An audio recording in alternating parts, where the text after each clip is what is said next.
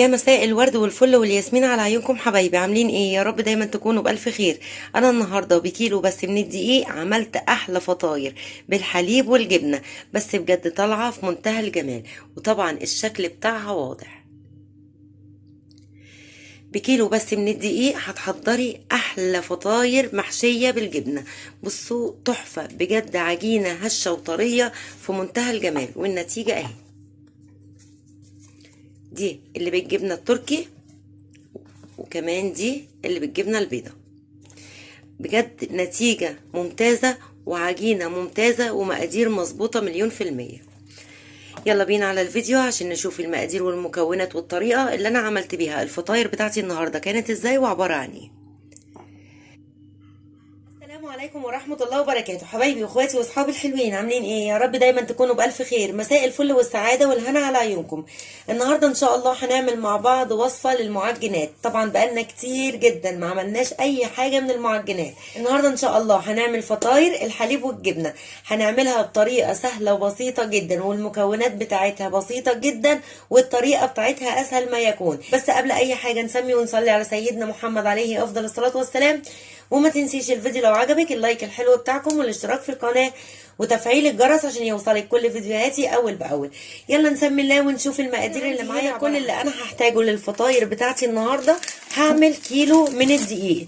طبعا ده الكيس كيلو، بس انا هعايره قدامكم دلوقتي بالكوبايه عشان برضو ايه ما نتلخفنش كده، واللي يحب يعمل بالكوبايه يبقى عارف مقدار الكيلو بياخد كام كوبايه. تمام. طبعا عندي هنا بقى 2 معلقة كبيرة من السكر، معلقة كبيرة من البيكنج باودر، ونص معلقة صغيرة من الملح. وعندي بيضة هنا هحتاج منها البياض في العجن والصفار لدهان الوش.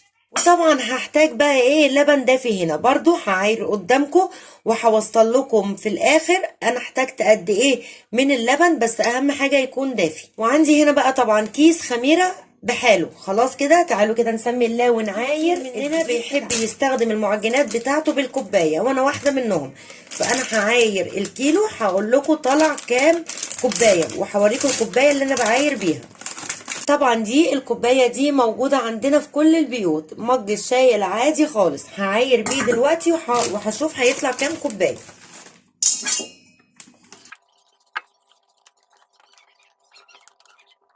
بصوا حبايبي، انا هنا عايرت الدقيق بتاعي طلع 8 كوبايات بالظبط، يعني 8 كوبايات بالظبط من الكوبايه دي. خلاص، عشان برضو لو بتحبي تعايري بالمقدار الكوبايه. هنزل دلوقتي بقى بايه؟ هنزل بالمواد الجافه كده كلها على بعض. معلقتين السكر، معلقه البيكنج باودر، نص معلقه الملح، وكمان كيس الخميره. طبعا بقى هقلب المواد الجافه بتاعتي كده كلها على بعض الاول. تمام، لازم المواد الجافة تتقلب كلها كده على بعض. خلاص كده، تعالوا بقى ايه للبيضة. انا هقسم البيضة، هكسرها اهي.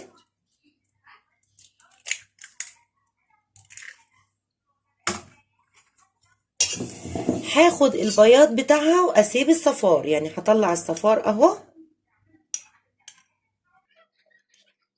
دلوقتي مبدئيا كده، مبدئيا هحط كوبايتين من اللبن اهو. ايه، كوبايتين من اللبن. خلاص كده، يلا بقى نعجن كده الكلام ده كده كله مع بعض.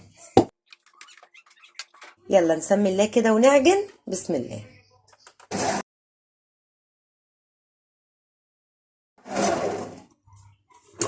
تعالوا كده نشوف ايه العجينة. طبعا العجينة بتاعتي محتاجة لبن تاني. انا عندي هنا اخر كوباية من اللبن، هحط ايه يعني 3/4 كده، لان العجينة محتاجة لبن.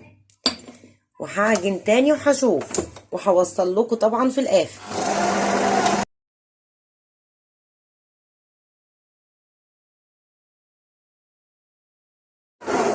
بس كده، تعالوا بقى كده نشوف العجينة بتاعتنا. بصوا اهي. تعالوا كده بقى ايه نشيل بقى كده العجان ونطلع الحلة ونشوف العجينة بتاعتنا. بصوا هتحسوا ان هي ايه ملزقة شوية، بس طبعا مع التخمير كل التلزيقة دي بتروح اهي. بصوا العجينة عاملة ازاي. حبايبي رجعت معاكم تاني. بصوا بسم الله ما شاء الله، بصوا العجينه بتاعتي يعني شويه كده وهتطلع من البوله بتاعه العجان. تعالوا كده بقى ايه، نفضي الهواء بتاعها وبعدين نقرصها بقى ونعملها الكور ونحضرها. انا طبعا عندي هنا صينيه اهي، حاطه عليها كده مبدراها بالدقيق. تمام، تعالوا بقى نطلع الهواء اللي فيها. بصوا اهي، ونلمها بقى كده بقى ان احنا ناخد ايه، نعمل كور اهي، كوره كده اهي، نقرصها كده اهي ونحطها بقى هنا. وخدي بالك بقى من حاجه، ان الكوره اللي انت عملتيها الاول هي دي اللي احنا هنبتدي بيها. بسم الله ما شاء الله. وبصوا العجينه عامله ازاي، عامله زي الملبن اهي.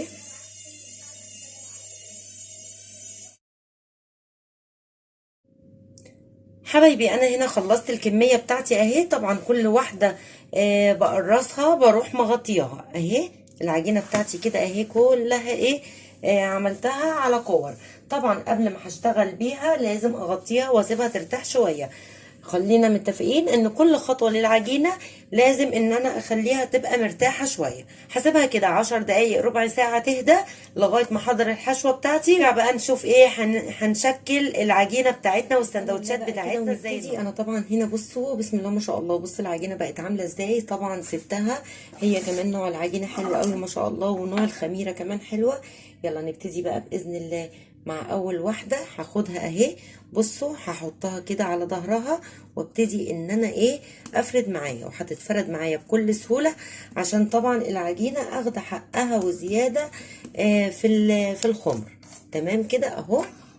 طبعا الحشوه بتاعتي بقى هنا انا عندي جبنه تركي وعندي جبنه بيضه، واي حاجه بقى ايه متاحه عندك. بصوا انا هفرد كده اهو. بصوا العجينه طالما ما كشتش على طول يبقى انا كده العجينه بتاعتي مظبوطه عشان اخد حقها في الخمر. انا عندي بقى الجبنه التركي هنا، هبتدي ان انا احشي كده ايه، القلب جبنه تركي، واي بقى حشوه متاحه عندك. بس هي انسب حاجه بتبقى للمعجنات عامه بتبقى الجبنات، يعني الجبنات والبسطرمه والحاجات دي بتبقى جميله. تمام. عايزه تحطي طبعا جبنه مثلثات حطي، عايزه جبنه كيري، عايزه جبنه فيتا، اي حاجه متاحه عندك. انا هنا حطيت جبنه تركي وكمان عندي جبنه بيضه. جبنه بيضه اللي هي الحادقه اللي من السوبر ماركت العاديه خالص. بس اهم حاجه بقى لما تيجي تقفلي كده كويس قوي، يعني اهم حاجه الفتحه اللي من تحت دي تتقفل حلوه قوي. انا عندي هنا بقى الصاج بتاعي اهو، دهناه دهنه خفيفه خالص كده من الزيت. وهبتدي ان انا ارص الفطيره بتاعتي. تمام كده اهو، بصوا بالشكل ده كده. خلاص هرصها كده. يلا ناخد بقى ايه التانية. طبعا انا هغطي العجينه عشان ايه ما تنشفش مني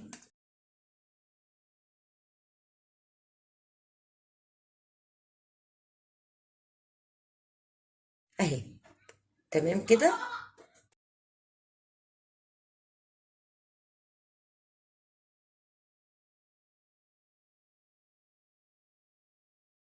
انا هنا بقى الفطاير بتاعتي خلصت وسبتها طبعا لغايه ما خمرت. بصوا عايزه اوريكم شكلها اهو. بصوا ما شاء الله، بصوا الحجم بتاعها تضاعف ازاي. يلا بقى دلوقتي انا عندي بقى صفار البيضه اللي انا كنت شايلاه، حطيت عليه حبه من اللبن ورشه كده صغيره من الفانيليا. خلاص ممكن تعملي صفار، يعني ممكن تدهني الوش بصفار بيض، ممكن تدهنيه بلبن، بس ممكن تدهنيه بلبن ومعلقه واحده بس من نسكافيه، على حسب راحتك واللي انت تحبيه.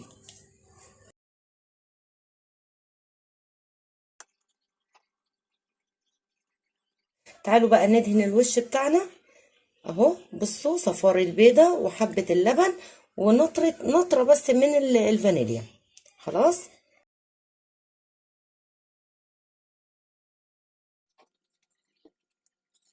في بقى حاجة دلوقتي اختياري طبعا على حسب بقى ايه ما تحبي، عايزة ترشي سمسم، عايزة تحطي حبة البركة براحتك. انا هحط على الحبة دول كده ايه سمسم كده من على الوش.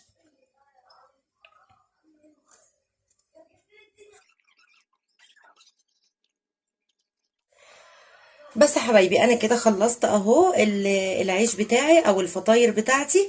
هبتدي بقى ان انا ادخل بيها الفرن على الشبكه اللي في النص لغايه كده ما احس ان الوش بتاعها كده احمر. مش هتاخد معاكي 10 دقايق ربع ساعه باذن الله في الفرن وهتكون جاهزه. انا هدخلها دلوقتي الفرن على الشبكه اللي في النص، وبعد ما تخلص ان شاء الله وتجهز هنرجع ونشوف شكل الفطاير بتاعتنا هتكون شكلها عامل ازاي. حبايبي رجعت معاكم تاني. انا هنا خلصت بقى الفطاير بتاعتي. بصوا الجمال بتاعها عامل ازاي، بصوا شكلها ولونها وريحتها، وهنفتح كمان دلوقتي من جوه ونشوف القلب بتاعها عامل ازاي. بس بجد في منتهى الجمال والله العظيم، بجد ريحتها طالعه في منتهى الجمال. طبعا مش هتلاقي احلى ولا اجمل من كده. بكيلو بس من الدقيق عملت الكميه دي كده كلها. وممكن كمان تحتفظي بيه في التلاجة، تشيليه في اكياس تلاجة وتحطيه في الفريزر. لما تعوزي تستخدميه طلعيه لمجرد ان هو يفك هيرجع زي بصي كأنك لسه عاملاه. بصوا الجمال بتاعه، بصوا بجد في منتهى الجمال. فعلا فعلا عجينة ممتازة، اتمنىكم فعلا تجربوها بنفس المكونات ونفس المقادير. بس في حاجة واحدة بس انا زودتها وقلت هكتبها في صندوق الوصف. انا حطيت معلقتين زيت وانا براجع كده التصوير لقيت فعلا ان انا المعلقتين الزيت بس دول اللي وقعوا مني في التصوير. لكن بقيه العجينه بصي، كل اللي انا احتاجته في العجينه بتاعتي كيلو دقيق اللي هو 8 كوبايات دقيق، ومعلقتين سكر، وكيس خميره، ومعلقه من البيكنج باودر، ونص معلقه من الملح، ومعلقتين من الزيت، وثلاث كوبايات وربع من اللبن. هو ده اللي انا احتاجته للفطاير بتاعتي النهارده. النتيجه بتاعتها طالعه في منتهى الجمال. بصوا تعالى كده ايه، افتح لكم كده ونشوف من جوه. بصوا اهي، بصوا طبعا دي اللي بالجبنه البيضه، هي طبعا مش باينه الجبنه البيضه فيه اهو. بصوا هش ازاي، بجد بصوا هش ازاي وطري ازاي، بجد في منتهى الجمال اهو.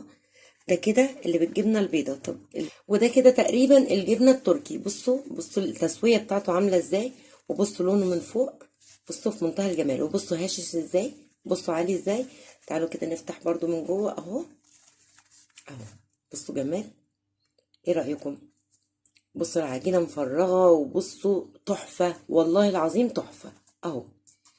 بجد في منتهى الجمال. اتمنىكم فعلا تجربوه بنفس المكونات ونفس المقادير، هيطلع معاكم ان شاء الله احسن مني مليون الف مره. ربنا يحسن ما بين ايديكم دايما يا رب.